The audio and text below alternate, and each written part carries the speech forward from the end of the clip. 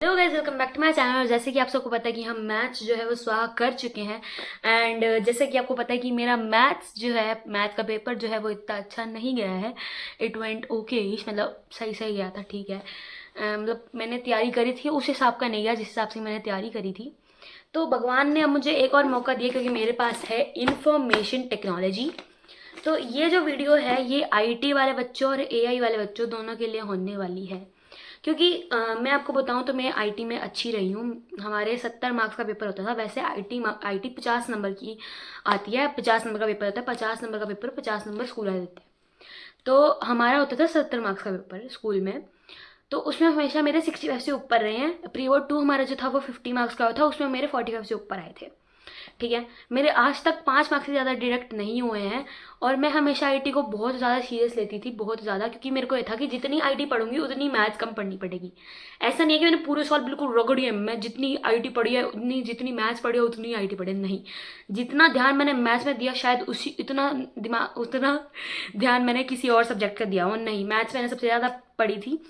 IT में कैसे पढ़ती थी मैं अगर बताऊँ आपको तो हमारी जो मैम थी वो उन्होंने सिलेबस बहुत जल्दी पूरा करवा दिया था। पूर्णिमा मैम थी हमारी स्कूल में। तो उन्होंने सिलेबस बहुत जल्दी पूरा करा देते हैं, वो बहुत अच्छा पढ़ाती हैं। एंड जब भी मैं आईटी का टेस्ट देती थी, जब भी मान लो चैप्टर 1 2 3 कि भाई कल चैप्टर 1 का टेस्ट है, फिर चैप्टर 2, एक दिन मैम ने पूरा सिलेबस का टेस्ट लिया था, तो मैं उन टेस्ट को बहुत ज़्यादा सीरियस लेती थी और उसके लिए ज़रूर पढ़ के जाती थी। ठीक है, शायद ही ऐसा कोई टेस्ट होगा जिसके लिए मैं नहीं पढ़ी होंगी। तो इसलिए मेरी रिवीजन होती रहती थी। अब जैसे हाफ ईयरली हुआ तब भी मैं अच्छे से पढ़ी गई थी। अनसॉल्व, सॉल्व, पीवाई की सब कर गई थी। जब प्री बोर्ड 1 था तब भी, प्री बोर्ड 2 था तब भी, चाहे हमको एक दिन की छुट्टी मिलती थी पर एक भी ऐसी चीज़ नहीं थी जो मैं छोड़ के जाती थी। जैसे बुक एक्सरसाइज थी वो भी करे जाती थी, चाहे मैंने वाइवा में पढ़ रखी थी वो चीज़, फिर भी मैं करके जाती थी। और इसलिए मेरे नंबर अच्छे आ जाते थे। तो मैं आईटी की प्रिपरेशन कैसे कर रही हूँ, अब मैं आपको बताऊं तो मेरे आईटी में हमेशा अच्छा ही स्कोर रहा है। और मैं, ऐसा नहीं था कि मैं आईटी में नोट्स भी रट के जा रही हूँ, 4000 चीज़ें और करके जा रही हूँ, नहीं। मैंने हमेशा से unsolved, solved, PYQ, book exercise, ये 4 चीज़ें ही करी है। इसके अलावा ना तो मैंने कभी इसकी रीडिंग करी, ना कभी मैंने एनसीईआरटी देखी, मैंने आज तक कुछ भी नहीं किया। जो हमको ये बुक सजेस्ट कर रखी है, टच पैड, ये 2 बुक है, इसी से ही पढ़ी हूँ मैं। एक्चुअली क्या है, ये पहले हमारे पास सिर्फ ये एक ही बुक थी स्टार्टिंग में। इनिशियली हमने यही एक ही बुक ली थी, पर एक चैप्टर है इसमें से, एक या पता नहीं 2, जो इस बुक से हमको नहीं पढ़ना है, हमको इस बुक से पढ़ना है। इस बुक में कुछ ऊपर नीचे कर रखा है जो हमको इस बुक में नहीं पढ़ना, इसलिए। अब 3 ऑप्शनल सब्जेक्ट हैं, एआई, आईटी और computer application. Computer application IT से बहुत अलग है और थोड़ा हार्ड भी है क्योंकि उसके अंदर कोडिंग वगैरह है और भी बहुत सारी चीज़ें हैं।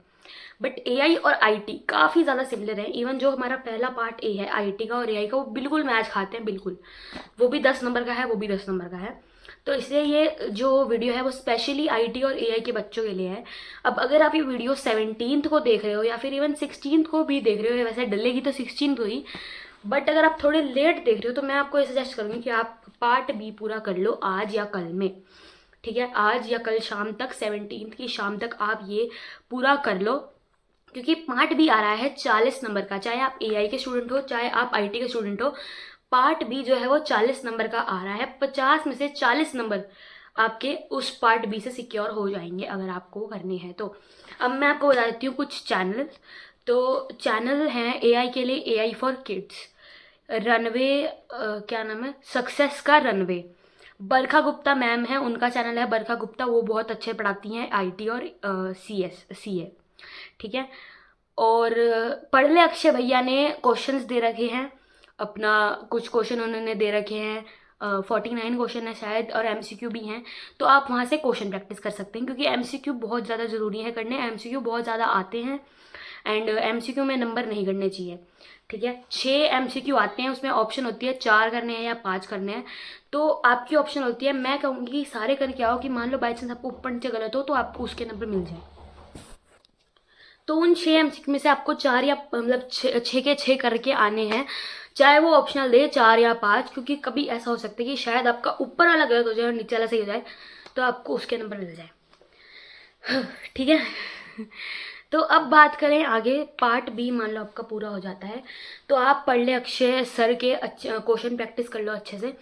एंड उसके बाद प्रशांत किराड़ भैया ने हमको नोट्स दे रखे हैं IT AI और CA के।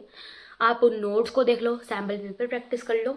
जो CBSE का सैम्पल पेपर है बस इनफ है, मोर देन इनफ है IT के लिए। उसके बाद आप फिज़िक्स वाला फाउंडेशन चैनल पे भी रोज़ लाइव आ रही हैं IT AI CA तीनों के लिए, आप वो वाली लाइव ज्वाइन कर सकते हो। तो ये कुछ मैंने आपको चैनल बता दी हैं, इन चैनल्स को आप प्रेफर कर सकते हो। वरना अगर आप IT के स्टूडेंट हो तो शायद आपके पास यही वाली बुक होएगी। ये वाली बुक नहीं है तो आपकी बुक में जितने भी क्वेश्चन हैं हर एक क्वेश्चन आप याद कर लो, हर एक क्वेश्चन, क्योंकि स्टेप वाले क्वेश्चंस भी आएंगे, डायरेक्ट नहीं आएंगे। जो अपने कॉम्पिटेंसी बेस्ड हैं वैसे आएंगे, डायरेक्ट नहीं आएंगे। बरखा गुप्ता मैम जो हैं उन्होंने वीडियो बना रखी है, उसका भी मैं नीचे लिंक डाल दूंगी। उन्होंने एक एग्जाम्पल दे रखा है कि ऐसे आएंगे, डायरेक्ट नहीं आएंगे। फिर भी स्टेप वाले क्वेश्चन याद करने ज़रूरी हैं, ठीक है। तो इसलिए अगर आपके पास ये वाली बुक है तो मैं आपको यही कहना चाहूँगी कि अनसॉल्व, सॉल्व, PYQ और बुक एक्सरसाइज इस बुक की याद कर लो, बहुत इनफ है, मोर देन इनफ। उसके बाद आप पढ़ ले अक्षय भैया के 49 क्वेश्चन जो उन्होंने दे रखे हैं और MCQ दे रखे हैं, उनको प्रैक्टिस कर लो। और ज़्यादा से ज़्यादा अगर आपको कॉन्फिडेंस नहीं आ रहा है तो प्रशांत किराड़ भैया के वो पढ़ लो नोट्स। उसके बाद सक्सेस का रनवे नाम का एक चैनल है, उन्होंने 30 मिनट्स की रैपिड रिविजन कर रखी है, पूरी IT, पूरी CA और पूरी AI उसमें करा रखी है, वो आप कर लो, वो देख लो। और बस आपके लिए वो इतना बहुत काफ़ी है, बहुत मोर देन इनफ है, ठीक है। एंड यही है IT के लिए। मैंने जितना सीनियर से सुना है कि IT का पेपर आसान ही आता है, ज़्यादा टेंशन मत लो, ये पेपर भी हम फोड़ के आएंगे एंड मैथ्स का इससे रिकवर कर लेंगे। एंड अगर आप AI और IT के स्टूडेंट हो तो मैंने आपको बता दिया है, पहले पार्ट B करो। अगर आपके पास 3-4 दिन का टाइम था तो आपने पार्ट A, अगर मतलब जैसे आज में 15 मार्च है तो आज मैं सोच रही हूँ कि मैं आज पार्ट A पूरा कर लूँगी। बट क्योंकि आप ये 16th को अगर आप लेट देख रहे हो, अगर आप 16th को सुबह देख रहे हो तो कोई दिक्कत नहीं है। 16th को सुबह आप 4-5 बजे तक पार्ट A पूरा करो, फिर पार्ट B पे लगो। बट अगर आप 17th को सुबह देख रहे हो तो मैं आपको पहले बोलूँगी पार्ट B पूरा करो, क्योंकि एक दिन में भी सिलेबस पूरा हो जाएगा, बस थोड़ी सी टेंशन रहेगी दिमाग में, पर मतलब हो जाएगा सिलेबस पूरा। तो इसलिए मैं पहले ये कहूँ कि पार्ट B पूरा करो, क्योंकि पार्ट B 40 नंबर का है एंड उसमें से क्वेश्चन भी ज़्यादा, क्वेश्चन तो आएगा सेम ही आते हैं, नहीं ज़्यादा आएंगे ना, ज़्यादा आएंगे क्योंकि वो 40 नंबर का है ऑब्वियसली, तो उसमें से क्वेश्चन भी ज़्यादा आएंगे। तो इसलिए आप पहले पार्ट B पूरा करने पे फोकस करो एंड फिर पार्ट A करना, क्योंकि पार्ट A में ऐसे टॉपिक्स हैं जो अगर आप ओवरव्यू ले लोगे, ऊपर से देख के चले जाओगे, तब भी आपके 10 में से 10 आ सकते हैं, क्योंकि MCQ में ऑप्शन होते हैं और क्वेश्चन बहुत सिंपल से पढ़ाते हैं, जैसे कि what is self management, what is entrepreneurship, फलाना ढिमकाना। इसमें ज़्यादा रटने का कुछ है नहीं, इसलिए आप पार्ट B पे ध्यान दो, क्योंकि उसमें थोड़ा आपको याद करने की चीज़ें हैं, जैसे स्टेप ऑफ मैक्रोज, DBMS, इन ये कुछ चीज़ें हैं। एक चैप्टर में कोडिंग भी है IT के, तो इसलिए मैं आपको कह रही हूँ कि पार्ट B पहले करो, उसका वेटेज भी ज़्यादा है, उसके क्वेश्चन भी ऐसे हैं। पार्ट A तो अगर आप ओवरव्यू ले लोगे तो मोर देन इनफ है, मतलब मोर देन इनफ तो नहीं है बट ठीक है, हो जाएंगे क्वेश्चन उसके, आपसे क्वेश्चन हो जाएंगे। अब मैं आपको मेरा बताऊं तो मैं इसके अनसॉल्व, सॉल्व और PYQ करके जाऊंगी, प्लस में मैं 49 क्वेश्चन जो पढ़ अक्षय भैया ने दिए हैं वो करके जाऊंगी। हर एक चीज़ जो भी मैंने इस वीडियो में कही है उसका मैं डिस्क्रिप्शन में लिंक दे दूंगी, उन सारे लिंक्स को चेक कर लेना, उन सारे चैनल को देख लेना, वो सारे नोट्स और वो सारी PDFs देख लेना, डाउनलोड कर लेना, CBSE का सैम्पल पेपर देख जाना। That is more than enough for IT, क्योंकि IT का पेपर आसान आता है, ऐसा सीनियर्स कह रहे हैं, ठीक है। बाकी मैंने अभी तक पेपर नहीं दिया है तो मुझे ये था कि मैं आप सबकी हेल्प करूं, इससे ज़्यादा और क्या है।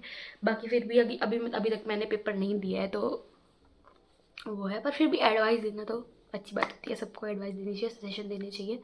एंड प्री बोर्ड 1-2 तो हमने भी दिया भाई, ठीक है। एक सीनियर की वीडियो मैं नीचे डाल दूँगी, अगर आपको और भी लग रहा है कि मेरे को थोड़ा जानना है कि पेपर में कैसी चीज़ें आती हैं, तो वो भी मैं आपको एक सीनियर की वीडियो नीचे डाल दूँगी, आप वो चेकआउट कर लेना अगर आपको और समझना हो कि पेपर कैसा होता है। बाकी सब कह रहे हैं कि पेपर आसान आता है, टेंशन फ्री जाएंगे, फोड़ के आएंगे paper. And that is it for today's video. मिलती हूँ नेक्स्ट वन में, तब तक के लिए टेक केयर, बाय बाय।